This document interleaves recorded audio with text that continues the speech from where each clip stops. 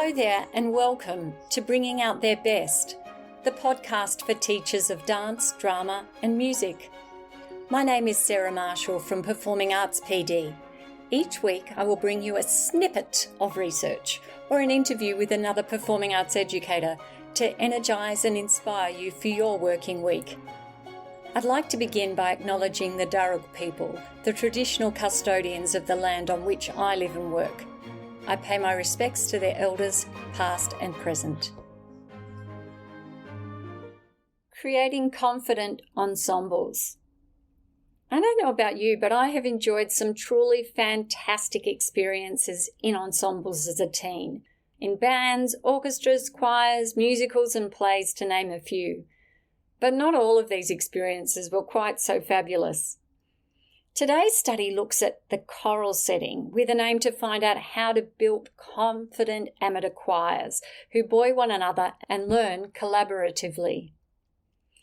We all know that along with other performing arts ensembles, choir singing has loads of benefits such as improved general health and well-being, social cohesion, reduces social isolation, enhances our mood. There are physiological benefits, including therapeutic benefits for those suffering physical or mental health problems. But there is also evidence that amateur choir singers are negatively impacted by confidence issues, which can adversely affect their choral experiences and participation levels. Confidence is found in both personal and social domains, meaning that a confident group can profoundly impact the motivation, resilience, and achievements of both the group as a whole and the individuals within it. So how are we to create a confident group? Since Bandura's research in the 1970s, it's been pretty clear you need task mastery, learning from observing others, and verbal encouragement. So what's the issue? Why aren't all choirs, dance ensembles, acting troupes, bands, etc. super confident?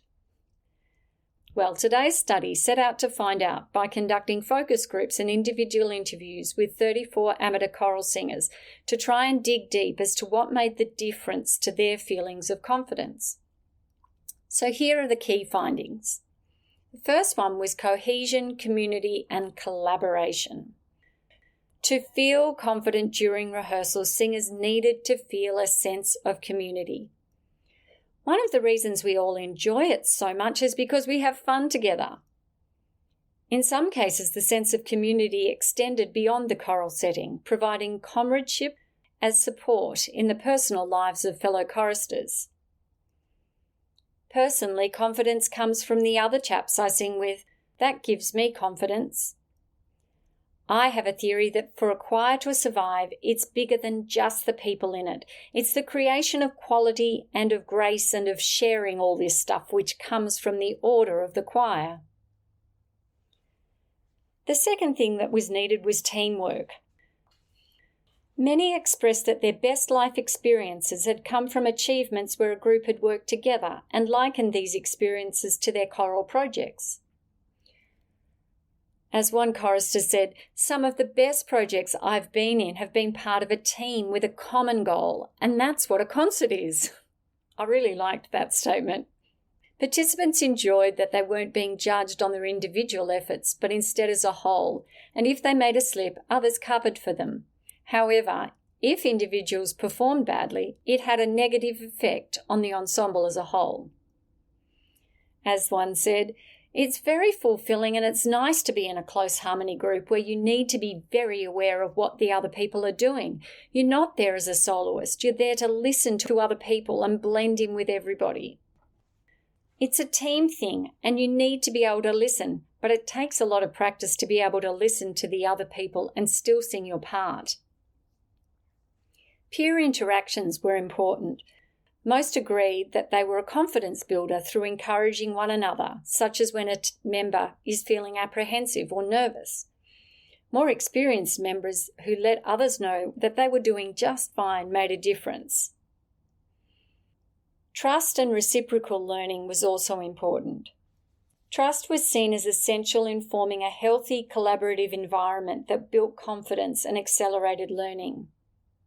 E.g., It's confidence in who you're performing with, knowing that they know and they're going to do what they should. Or another, the rapport is good and that's important as well, isn't it? So why should we criticise? Because we all get it wrong. We're not there to criticise one another, we're there to help each other. It was important for amateur choristers that any learner-to-learner feedback was based on trust, goodwill, and familiarity.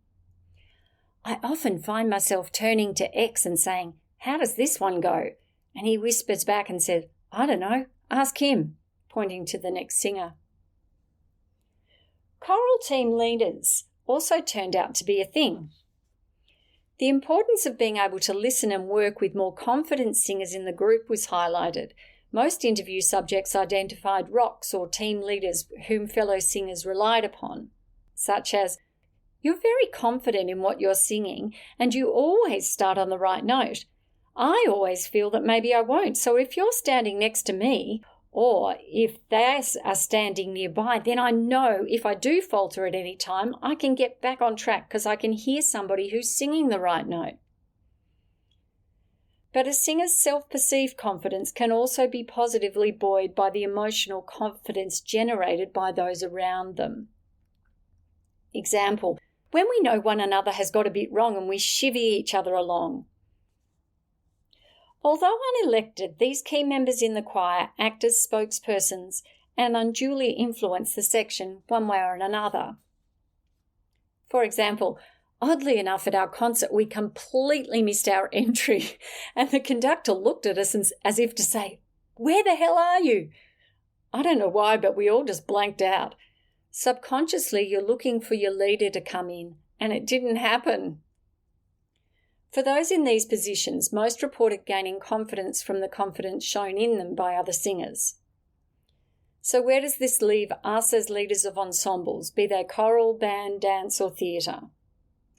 It appears that creating a community of safety and trust where mistakes are normalised and challenges are overcome is important.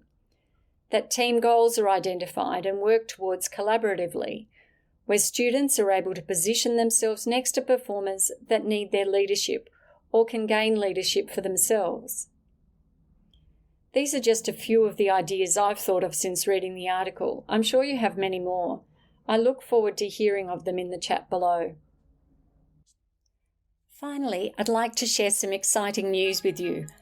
Our course, Managing Performance Anxiety for Student Wellbeing, has become accredited PD by NESA. So, if you're a performing arts teacher in New South Wales looking for some accredited PD hours that are relevant to your performance space, take a look. My name is Sarah Marshall. Thanks for listening today. I hope you have a fantastic week bringing out their best.